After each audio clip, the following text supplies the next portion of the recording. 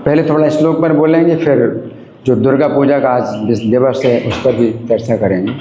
तो इस श्लोक में युधिष्ठिर महाराज कहते हैं कि बहुत अद्भुत बात है कि जो एकांतियों के लिए भी दुर्लभ है। एकांती एक विशेष शब्द होता है, एकांती है ना, वेदांती एकांती, ये विशेष शब्द होता है उनके लिए जो कि निर्विशेषवादी होते हैं, तो भगवान का रूप नहीं मानते हैं, तो वो वेदांत के अनुसार जो है वो मानते भगवान का रूप नहीं है, और वो एकांती होते हैं। एकांती का मतलब है कि उनको एकांतिक मुक्ति चाहिए। एकांतिक मुक्ति का मतलब है मुक्ति में हम अकेले रहेंगे और मतलब कोई नहीं हमारे साथ में होगा, केवल हम ही हम हैं, तो बस एकांतिक मुक्ति, इसी को साहिज्य मुक्ति बोलते हैं। तो एकांतियों के लिए भी जो दुर्लभ है वो वासुदेव परम तत्व में उनकी प्राप्ति हो गई, शिशुपाल की प्राप्ति हो गई। तो वासुदेव परम तत्व में शिशुपाल की प्राप्ति हो गई, तो मतलब क्या था कि भगवान ने जब चक्र से, सुदर्शन चक्र से उसका सिर काटा, तो शिशुपाल के शरीर से जो ज्योति निकली वो भगवान के चरणों में समा गई। तो वो साहिज्य मुक्ति उसको जो है युधिष्ठिर महाराज ने माना। परंतु वास्तव में तो वो साहिज्य मुक्ति नहीं थी, क्योंकि इस तरह से, इस मार्ग से वो जो शिशुपाल थे वो जय का जो है अपना जो द्वारपाल का जो उनको पद है वो प्राप्त हो गया, तो वैकुंठ में चले गए। और तीसरा जन्म जो है उनका जो था, तो शाप 3 जन्मों के लिए था, तो तीसरे जन्म में शिशुपाल और दंतवक्र बाद में मारे जाएंगे, तो दोनों जो है फिर भगवान के द्वारपाल बन गए। 3 जन्मों का जो शाप है वो पूरा हो गया। लेकिन सबके सामने तो यही दिखाई पड़ा कि ज्योति शिशुपाल के शरीर से निकली, भगवान के शरीर में समा गई, तो एकांतिक मुक्ति प्राप्त होगी शिशुपाल को। यह भी बड़ी दुर्लभ है। एकांतियों के लिए भी एकांतिक मुक्ति बड़ी दुर्लभ होती है, उनको भी बड़ा जो है कठोर विरक्ति का अभ्यास करना पड़ता है और जो है तपस्या करनी पड़ती है, तो भी बड़ी दुर्लभ है। और शिशुपाल को प्राप्त हो गई, जो कि निंदा करता है भगवान की और बड़ा शत्रु और बड़ा जो है ईर्ष्यालु, उसको प्राप्ति हो गई। तो युधिष्ठिर महाराज का एक प्रश्न है, तो यहाँ पर युधिष्ठिर महाराज के प्रश्न में थोड़ा चर्चा ये हो रही है कि परीक्षित महाराज के प्रश्न दूसरे प्रकार का था।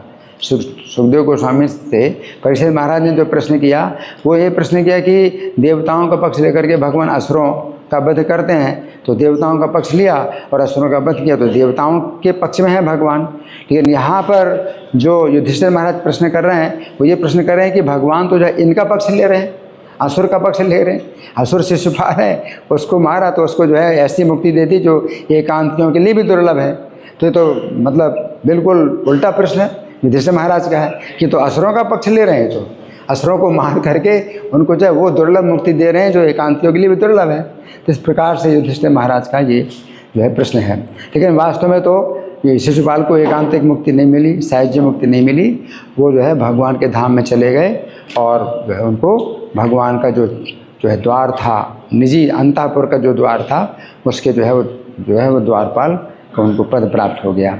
अब दूसरी बात है पूतना को, तो असुरों को वैसे वास्तव एकांतिक मुक्ति मिलती है, साहिज्य मुक्ति मिलती है, वैकुंठ में नहीं जाते। लेकिन शिशुपाल वैकुंठ में गए, क्यों गए?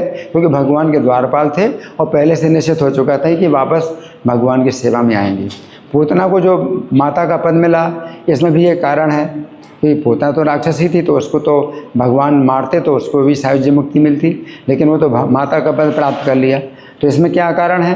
बलि महाराज की कन्या थी रत्नमाला, और जब वामन देव गए तो उसके मन में जो है ऐसा विचार आया, क्योंकि बड़े अच्छी प्रकार से बातचीत चल रही थी, शुरू से बड़ी बातचीत चल रही थी, तो उसके मन में विचार आया कि इतना सुंदर बालक, इतना जो है प्यारा बालक, अगर जो है मेरा स्तन पीता, मैं इसको स्तन पिलाती तो मुझे जो है वो सुख प्राप्त होगा, तभी मैं सुख प्राप्त कर पाऊंगी जब मैं इसको स्तन पिलाऊंगी। तो इच्छा हुई। लेकिन जब वामन भगवान ने छल करके बलि का जो है सब संपत्ति छीन ली और बांध दिया, तो अब जो है उल्टा सोचने लगी ये तो बड़ा दुष्ट बालक है, इसको तो अगर मेरा बस चलता तो मैं जहर पिला देती। अब दोनों इच्छाएँ हुई, एक इच्छा हुई स्तन पिलाने की और अब इच्छा हुई विष पिलाने की, तो दोनों जो है इच्छाओं को भगवान ने एक बार में पूरा कर लिया। क्या? स्तन भी पिला देता हूँ मुझे और विष भी पिला दे। तो स्तन में विष लगा दिया, तो भगवान को उसने विष भी पिलाया, अपना स्तन भी पिलाया। तो विष पिलाया, इसका जो है पुरस्कार भगवान ने क्या दिया? मृत्यु के रूप में उसको मरना पड़ा। तो ये बहुत कष्टकारक मृत्यु है। तो ऐसा नहीं है कि दंड नहीं दिया, विष पिलाने का भी दंड दिया, तो वह भगवान को मारना चाहती थी, तो भगवान ने उसको मारा, तो मृत्युदंड दे दिए भगवान ने। ठीक है ना। स्तन पिलाने का जो पुरस्कार है वो माता का पद दिया। तो ये जो मृत्युदंड है वो तो थोड़े समय का था, और जो माता का पद था वो हमेशा के लिए उसको माता का पद दे दिया। तो ये बलि महाराज के संबंध से जो है रत्नमाला को जो है माता का पद प्राप्त हुआ। और किसका बताया जाता है? और किसी का बताया जाता है?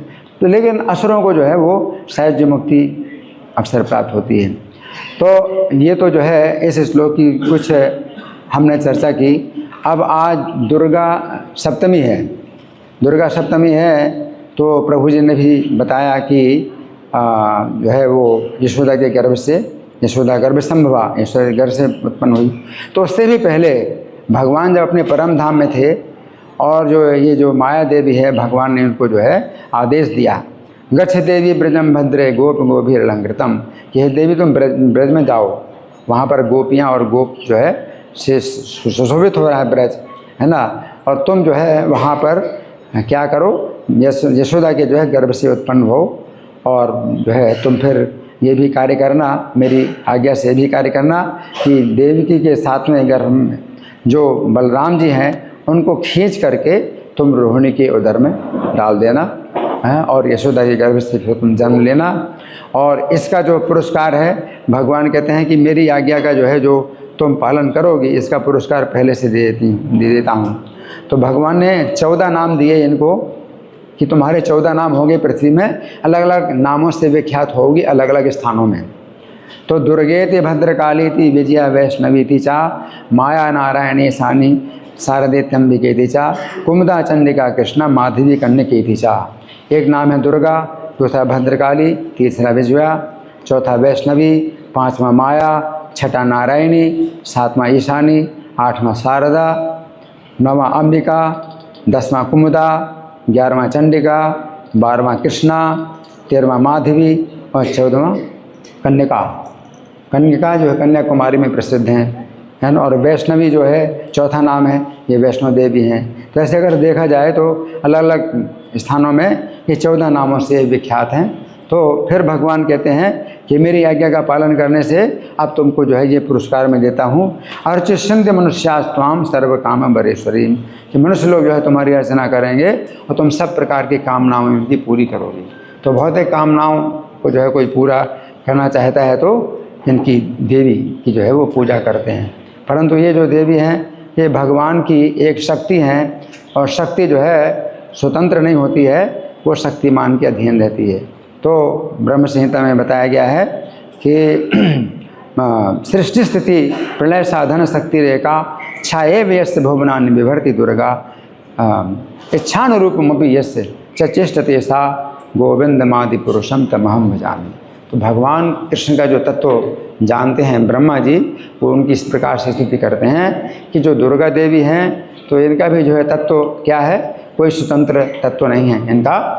ये जो है शक्ति हैं आपकी, अनेक शक्तियों में से एक शक्ति है, वो क्या है, छाया शक्ति। भगवान की एक ऐसी शक्ति है जो छाया के समान, भगवान की छाया के समान चेष्टा करती है, उनकी इच्छा के अनुसार चेष्टा करती है, और सृष्टि और पालन और संहार के कार्य भी करती है।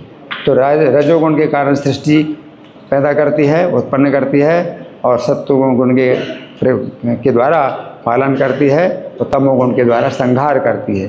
तो लेकिन भगवान की ही शक्ति है। और इच्छानुरूपमपि यस्य चेष्टा, उनकी इच्छा के अनुरूप चेष्टा करती है। मतलब भगवान को जो है आदेश नहीं देना पड़ता कि दुर्गा देवी तुम ये काम करो वो काम करो। जैसे भगवान आदेश देते हैं यहाँ पर कि तुम जाओ ब्रज में और तुम जो है ये कार्य करो ये कार्य करो, लेकिन बाकी हर समय जो कार्य करती हैं दुर्गा जी, तो भगवान की जो है, हाँ समाप्त कर दो तो एक सेकेंड पूरा कर दो थोड़ा सा। तो भगवान की इच्छा के अनुसार कार्य करती है, तो भगवान को आदेश नहीं देना पड़ता है। आप कृष्ण के शरण में आते हैं, मामे वे प्रबंधित माया में ताम दर, तो भगवान कृष्ण के शरण में जाते हैं तो भगवान की इच्छा होती है कि भाई इसको मुक्त कर दिया जाए, तो दुर्गा से बोलना नहीं पड़ता है, भगवान की इच्छा जान करके दुर्गा देवी आपको जो है मुक्त कर देती है। तो दुर्गा भगवान की इच्छा के अनुसार कार्य करती है, भगवान की छाया के अनुसार कार्य करती है। जैसे छाया चलती है तो आप चलते हैं तो छाया चलती है, आपको आदेश नहीं देना पड़ता। उसी प्रकार से दुर्गा देवी जो है भगवान की इच्छा के अनुसार कार्य करती है। हरे कृष्ण। कर दिया।